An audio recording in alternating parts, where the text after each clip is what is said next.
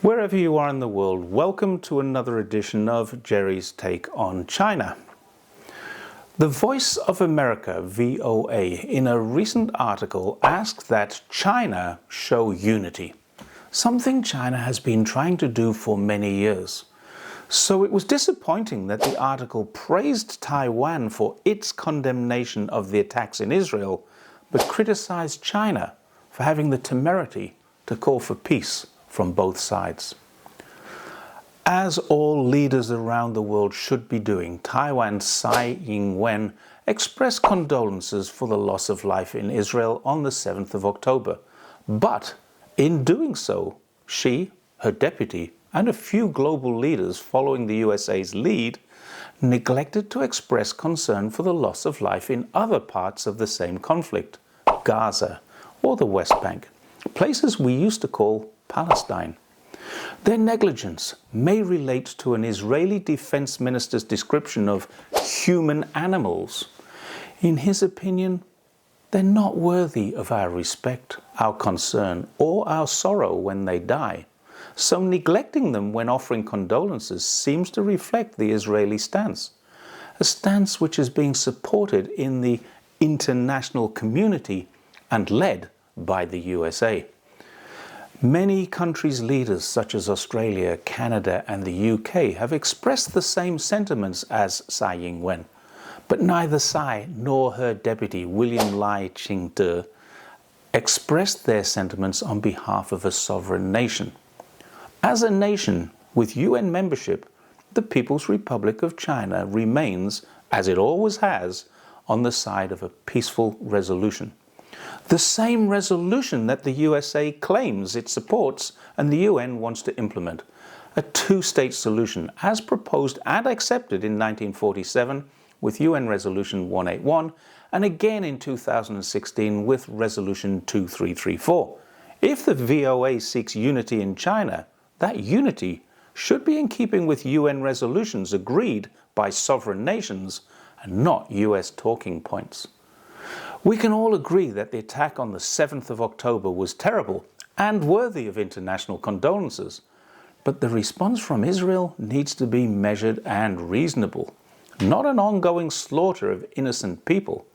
This is what real leaders should be calling for, not following someone's lead. It's impossible to keep up with an increasing death count as bombing continues, but even conservative estimates of the number of Palestinians killed in Gaza to date allows for a death rate in the region of 2 or 3 Palestinians to every Israeli who was killed. And it isn't over yet.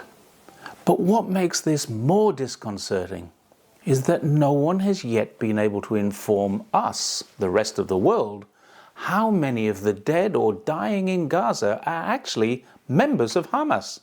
It seems, unless someone can find further evidence to refute this, that 100% of the victims are not terrorists. They're not militants. They're not even Hamas. They're ordinary innocent people who have the misfortune to have been living in an area that Israel has selected not for self-defense but for reprisals, northern Gaza. Tsai's post on Twitter used very familiar words, like-minded countries, and the ever-repeated but extremely shallow phraseology, freedom and democracy. These words are familiar because they've been encompassed in almost every speech made by US politicians since the 11th of September 2001. That was a day in which 2,977 people died, truly shocking and epoch-shifting event, which galvanized the USA into actions that changed the course of history. And yet in Gaza last week, a similar number of people have already been killed. Some estimates of 3,000 people. And what's more frightening is that Gaza knows, and the world knows, the worst is yet to come as Israel prepares for a ground offensive. Neither Tsai nor any leader of a so-called like-minded democracy has condemned or even mentioned this equally atrocious loss of innocent lives. And this reflects very badly on the people they represent. Condemning an unexpected Hamas attack is all very well, but a refusal to acknowledge the root causes of the conflict and a failure to accept that the people of Gaza have little in the way of hope and nothing much left to lose, is definitely a path to further conflict.